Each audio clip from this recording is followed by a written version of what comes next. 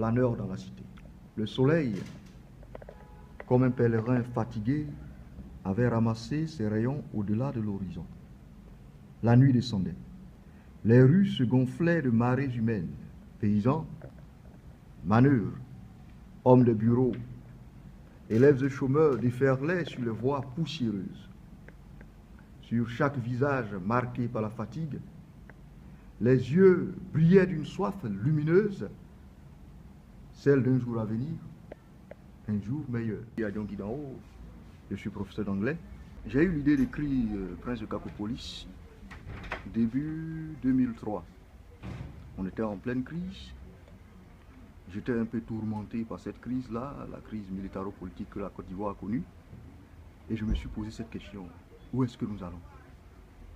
Quel avenir est-ce qu'on veut offrir aux jeunes? Comment est-ce que nous en sommes arrivés à cette situation-là?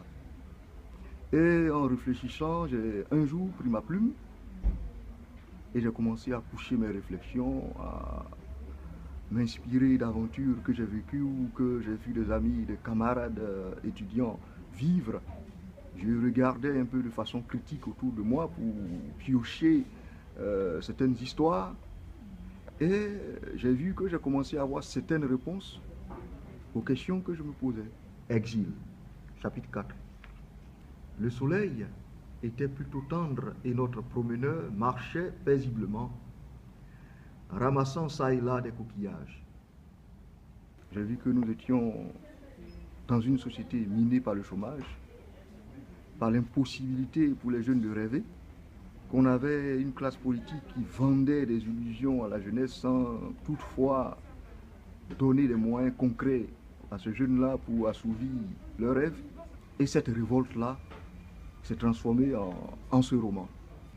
Après une heure d'avancée difficile dans le sable fondant, il rebroussa chemin.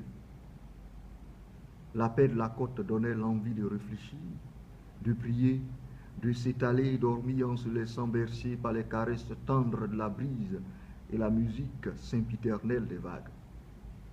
Au loin, une silhouette enveloppée de brouillard semblait voguer en direction de Kofi. C'était l'une de ces rares créatures attirées par le calme olympien de l'océan. Une femme. Cela se reconnaissait à la souplesse de sa démarche et à l'uniformité de son tailleur coupé dans l'un de ses pagnes aux motifs colorés. Le message que Prince de Kakopolis veut véhiculer à la jeunesse, c'est celui de l'espoir. Mais cet espoir-là, ce n'est pas un espoir comme le soleil qui se lève chaque matin. C'est un espoir qu'il faut conquérir.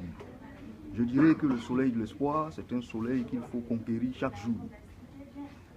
Je passe donc par la description des conditions de vie sociale, par la description de l'état psychologique de mes personnages, pour montrer un peu l'environnement social, l'environnement politique dans lequel ils baignent, pour amener à une prise de conscience.